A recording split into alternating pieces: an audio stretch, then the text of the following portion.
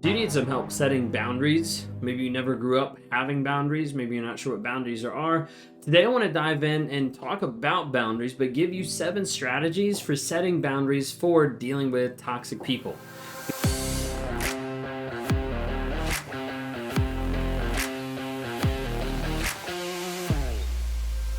If you guys are new here, my name is Ben Taylor. I'm self-aware narcissist on this channel to provide awareness, growth, healing, and change. I'm the founder of Raw Motivations, creator of the Narc app, and your guide in the 45-day clarity challenge. Today, we're going to talk about how boundaries are ultimately for you and how much you put up with. And so we're going to give you some ideas and 7 strategies to be able to help you in dealing with boundaries. So we're going through a portion of the book, The Narcissist in Your Life by Julie Hall, to help you establish healthy and good practices in setting boundaries. Number 1, tune into your feelings. A lot of times when people are talking about boundaries, they're just thrown out there and you don't really have a clue of what you're supposed to do. You first need to understand what is actually going on. Having introspection, understanding that your body is going to tell you at times when you're put in uncomfortable situations of wait a second, this doesn't feel good. This is very triggering. This is something that is accelerating my heart rate or something that's making me feel very anxious. Tune into your feelings, tune into your body of what's actually going on.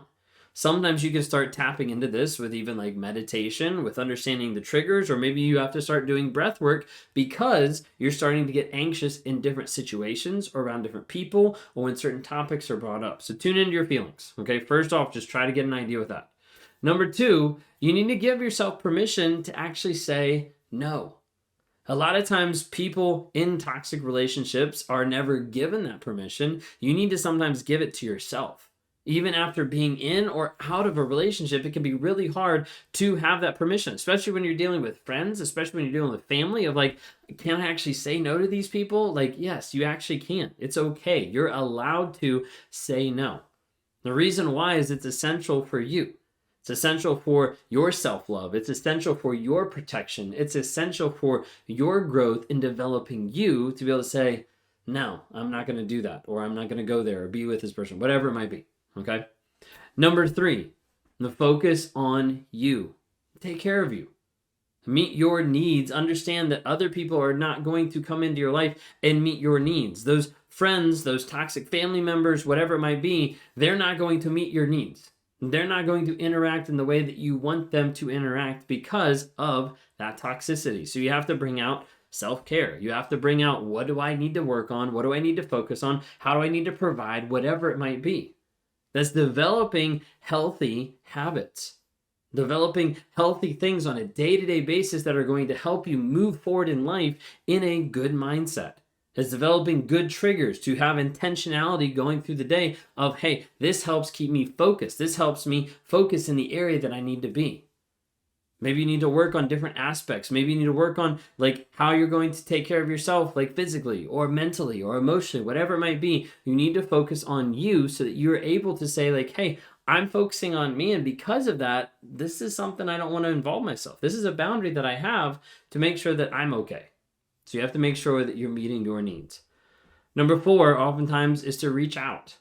Reach out a lot of times to healthy people, to trustworthy people, to people that you're able to get an idea of this is actually what being healthy actually is.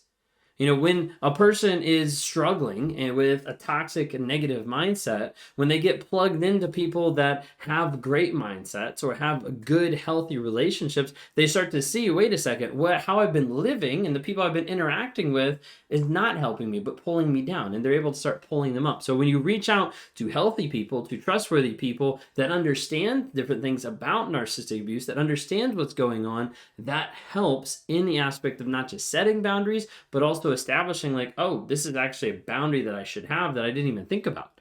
It might be something that you're getting impacted by the toxic person that other people have no clue. We see this a lot of times with people who've been brought up in toxic households or narcissistic households. Someone else is you let them do that? This is something that happens. And all of a sudden they're whoa, I didn't even realize that because this is how I was raised. So when you reach out to healthy and trustworthy people, that helps a lot of times. All right, number 5, seek safe support.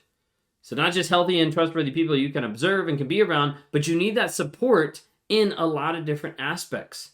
You see, being with a toxic person, you are taught so many times to ignore your feelings, to ignore who you are, to ignore what's actually going on a day-to-day basis and say those needs, those feelings, those emotions do not matter. So we can just move right past that.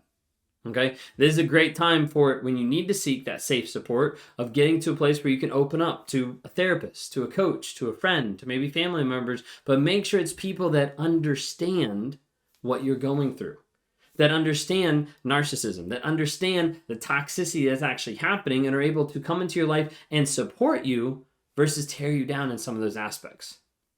Number 6, be direct.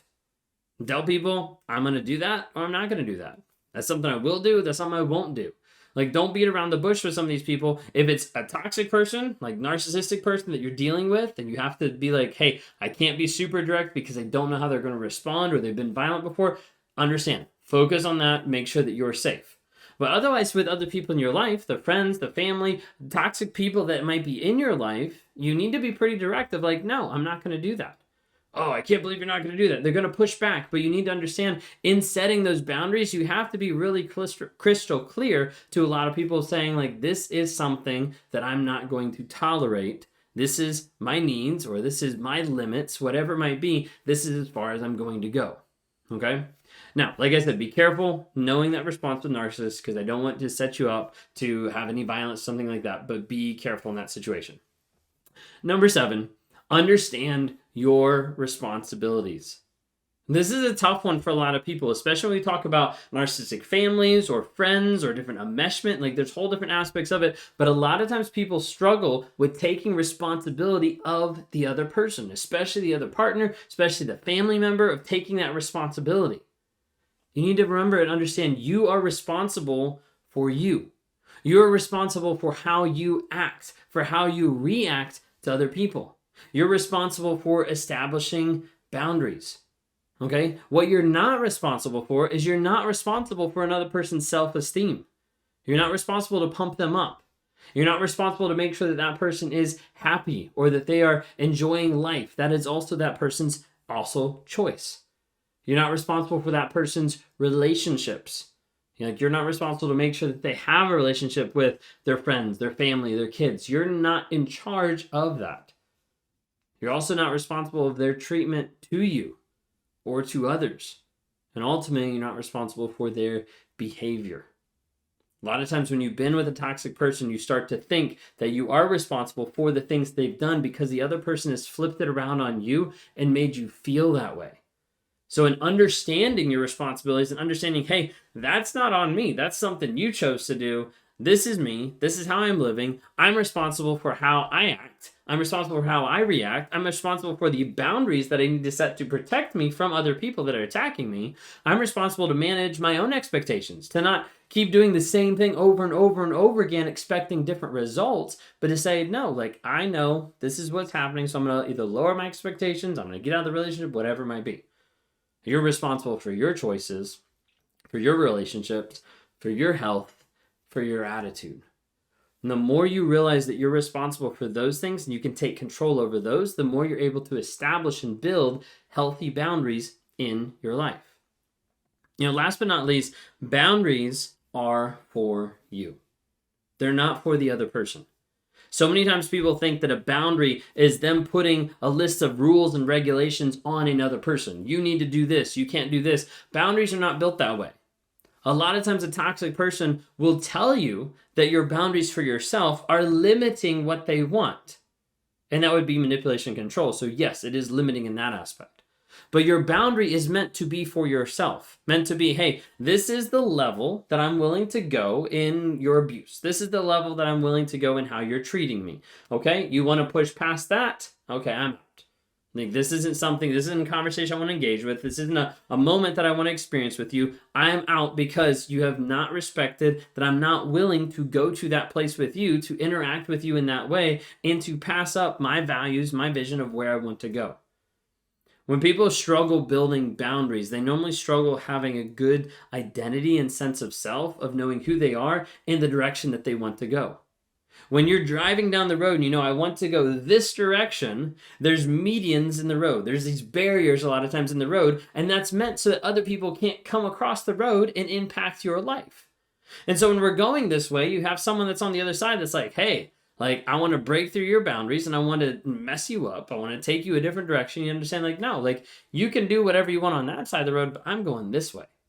Because this way is the direction that I have vision, that I have values, that I'm called to go, all those type of things. Understanding that, hey, your boundaries, they can be active of like, this is where I'm going and where I need to go. Sometimes they're reactive of I don't want to experience this anymore, but you can build boundaries on your vision and on your values. And those boundaries are for you and what you're putting up with. That means when someone comes in your life and they're doing something that's against one of your boundaries, you can be like, hey, you're totally fine to do that. It doesn't even matter to me because this is who I am. I'm going this direction. If you want to do that, that's fine. You're just not going to be doing it with me. Okay? If you need help working on setting these boundaries, like either advice or encouragement or different stuff you can ping off different people, I want you to take your healing to a whole nother level by joining the NARC app. The NARC community, NARCAPP, narcapp.com. The NARC app community is a community of like-minded people to help you heal, grow, and change, and to be able to get that community to say, hey, this is how we work on our boundaries. We have a course in there that Bree did from Abuse is Abuse. She wrote a whole course about boundaries. You can access that inside the app. You can access other people to be able to ask for encouragement, to be able to grow. You can access different discounts of one-on-one coaching, group coaching, all that kind of stuff. So feel free to be able to check that out. Go to narcapp.com. If you want to talk to me one-on-one, would love to hear with you.